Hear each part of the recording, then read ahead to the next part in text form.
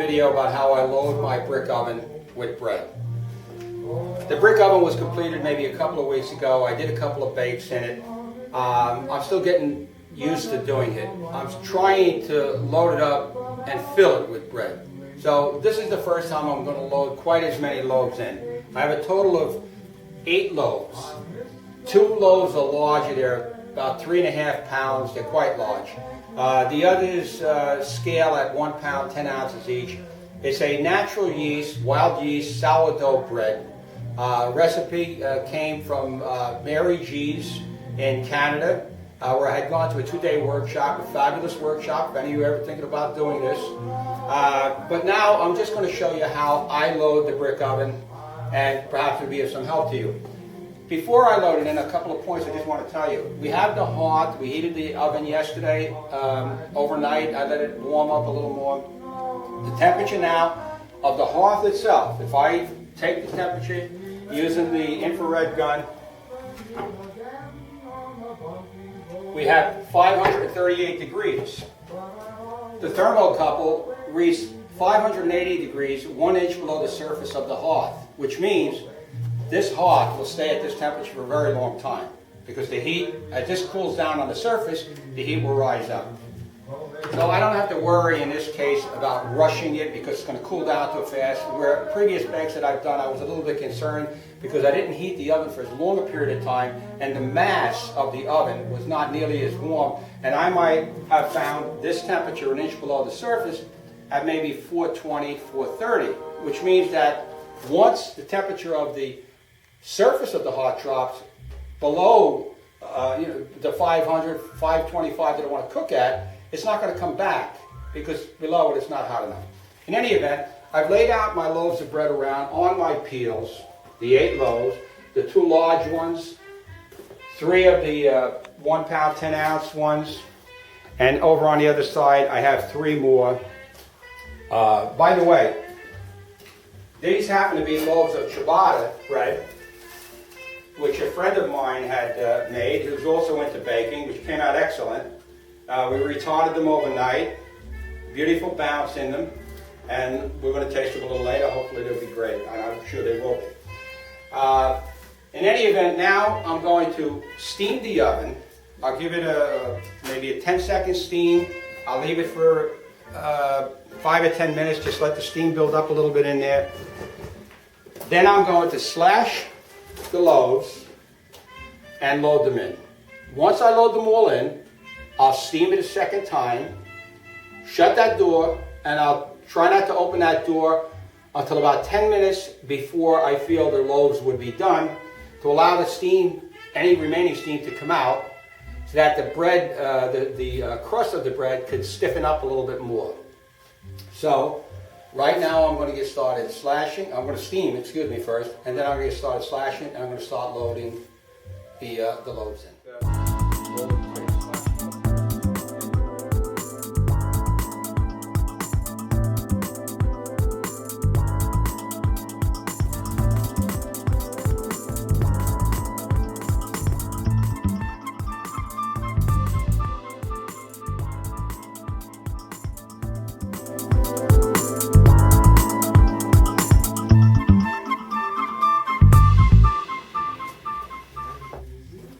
All right, I'm going to pre-steam the oven now. I use a regular little garden spray that you pick up at the local garden supply place.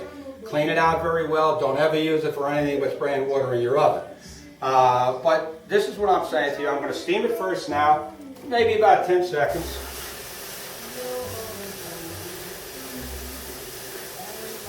Okay, then we get the door on as quickly as possible to try to retain that steam before I throw them in. Actually, I've heard, and I believe it would be the case, that if you're really loading up the oven and you're maxing it out, and what I'm putting in here will pretty much fill up the oven. I could probably fit another couple of so loaves, 2 to 4 loaves.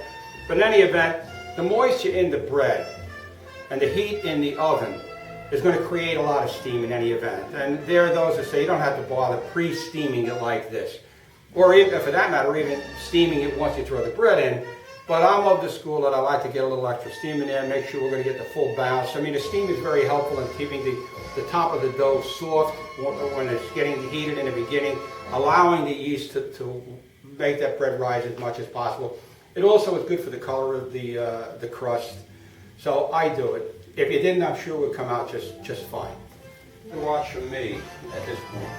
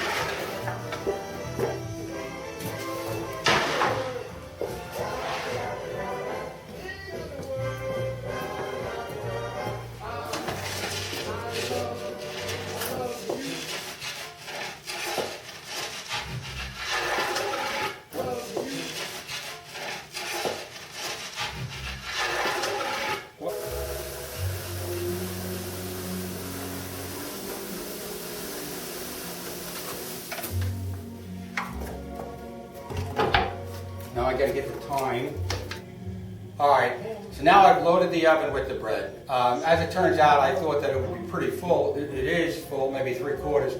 I probably could have fit in at least another 4 loaves, and they're good sized loaves. In any event, it's all loaded up. I steamed it after I loaded it, and now you immediately mark down the time that it went in. It's gone in, it happens to be 9:43 a.m. at the moment. I marked it at 9:43. Now I have my handy iPhone, and I will set the timer on here so that I can't forget the alarm. And I probably will open that door maybe about 20 minutes from now, 15 to 20 minutes. Let the steam out that I had put in. Close the door, check the bread, just look at it. It probably will not be done. Close the door, and it probably will be maybe another 10 minutes after that, and the smaller loaves should pretty much be done. Then I'll actually pull one out. I'll check the temperature of it with the temperature probe. And what you're looking for really is an interior temperature of somewhere between 200 and a maximum of 210. If you can get it around 205, 200 to 205, so much the better. But that's the procedure, and right now, I just sit down and relax. I wait, but I'm not leaving here because I don't want to take any chances on forgetting.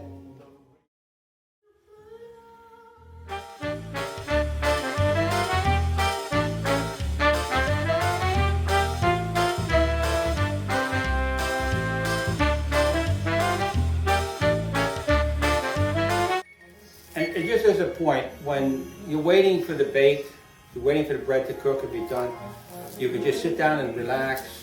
You can have some cut apples, very healthy, excellent, crisp. Delicious. These are the things you do while you're waiting for the bread. You don't walk away and go get involved in some long, lengthy thing and forget about your bread. You don't do that. You eat apples or just relax. Don't take a nap. All right? Another good point there.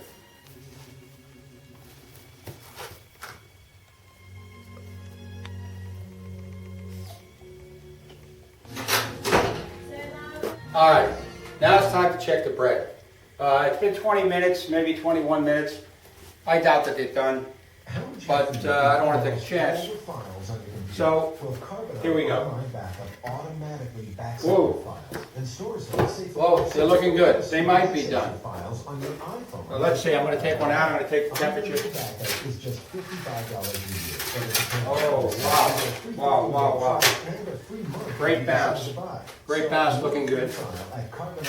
We're looking for 200 to 210 max temperature. We have, man, this is dead on. We have 204 degrees, 205. We're going up a little bit. 207, perfect.